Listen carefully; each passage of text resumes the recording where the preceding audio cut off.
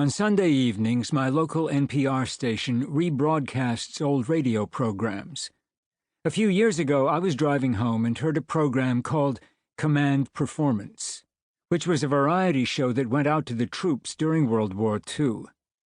The episode I happened to hear was broadcast the day after VJ Day, on August 15, 1945.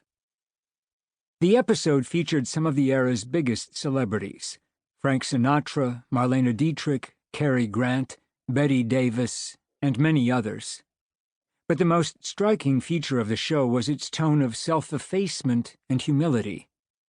The Allies had just completed one of the noblest military victories in human history, and yet there was no chest beating. Nobody was erecting triumphal arches. "Well, it looks like this is it," the host, Bing Crosby, opened. "What can you say at a time like this? You can't throw your skimmer in the air. That's for run-of-the-mill holidays. I guess all anybody can do is thank God it's over." The mezzo-soprano Risa Stevens came on and sang a solemn version of Ave Maria, and then Crosby came back on to summarize the mood. "Today, though, our deep-down feeling is one of humility." That sentiment was repeated throughout the broadcast. The actor Burgess Meredith read a passage written by Ernie Pyle, the war correspondent. Pyle had been killed just a few months before, but he had written an article anticipating what victory would mean.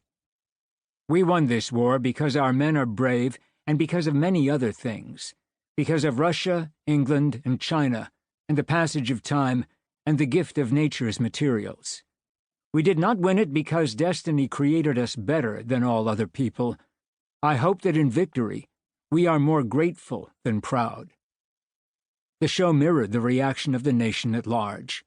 There were rapturous celebrations, certainly. Sailors in San Francisco commandeered cable cars and looted liquor stores. The streets of New York's Garment District were 5 inches deep in confetti. But the mood was divided. Joy gave way to solemnity and self-doubt. This was, in part, because the war had been such an epical event and had produced such rivers of blood that individuals felt small in comparison. There was also the manner in which the war in the Pacific had ended, with the atomic bomb.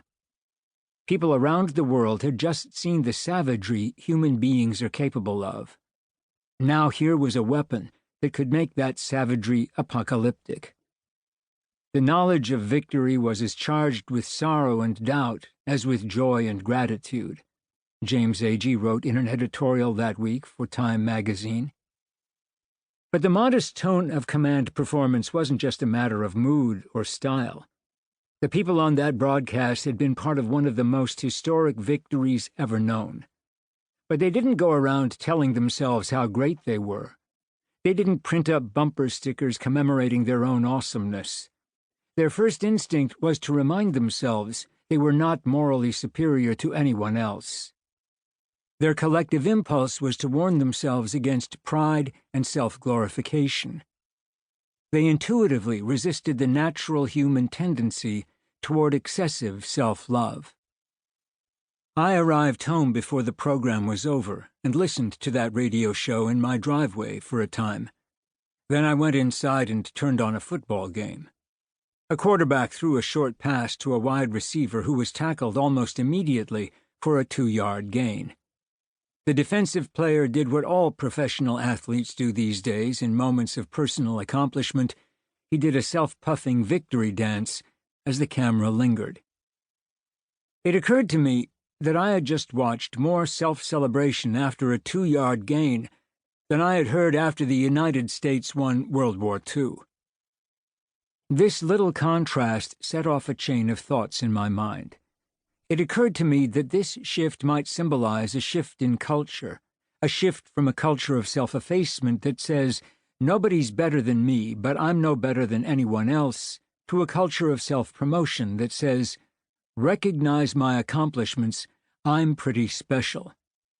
That contrast, while nothing much in itself, was like a doorway into the different ways it is possible to live in this world. To keep listening to this audiobook, I've left you a link in the description so you can do it, at no cost thanks to Audible's 30-day free trial.